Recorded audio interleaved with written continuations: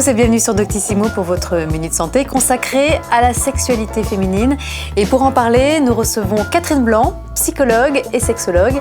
Et tout de suite la question de Noémie.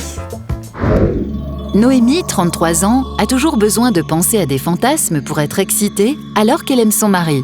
Est-ce normal ? Catherine Blanc, Noémie a-t-elle des raisons d'être inquiète ? Enfin, en tout cas, on la sent coupable.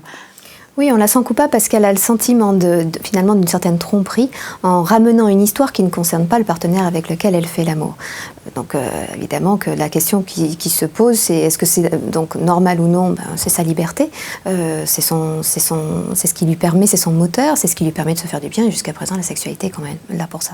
Est-ce que vous conseillerez à Noémie de partager ses fantasmes avec son mari ou alors au contraire de les garder pour elle ? Je crois que ça, il appartient à chacun de mesurer l'intérêt de cela, c'est-à-dire est-ce qu'on fait violence à l'autre en lui révélant des choses de son inconscient ou de sa construction. Est-ce qu'on risque quelque chose en lui révélant des choses, le jugement par exemple, et dans la mesure où on risque de blesser l'autre ou d'être blessé par l'autre dans cet aveu ou cette confidence, eh bien à ce moment-là, il faut l'éviter tout simplement, ça nous appartient. Catherine Blanc, quels sont les fantasmes féminins les plus fréquents ? Alors les fantasmes humains sont toujours autour d'une même notion qui est la notion de pouvoir. Tout ce qui se joue entre un homme et une femme, c'est une notion de pouvoir et qui fait les enjeux de la sexualité. Donc c'est, pour revenir à la femme, c'est être prise, être dominée ou prendre ou soumettre, dominer l'autre.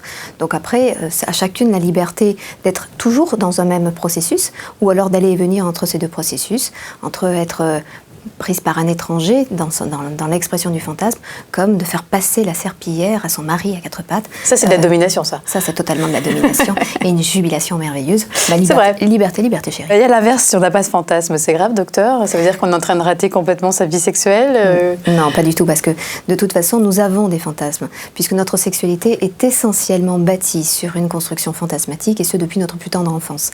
Après, nous avons mis des images, ce que nous appelons en général communément des fantasmes, sont des images d'adultes, que nous allons laisser remonter ou créer inconsciemment, mais sinon de toute façon notre inconscient est fait de tout ça qui est à l'origine de notre façon de percevoir les uns et les autres et d'être émoustillé et d'avoir du désir et de créer du plaisir, etc. Merci Catherine Blanc et merci Noémie pour votre question et surtout ne culpabilisez pas parce que vous avez des fantasmes. Le but évidemment n'est pas de les réaliser systématiquement, mais si ça peut pimenter votre vie sexuelle, vous auriez tort de vous en priver, n'est-ce pas ? Absolument. Merci.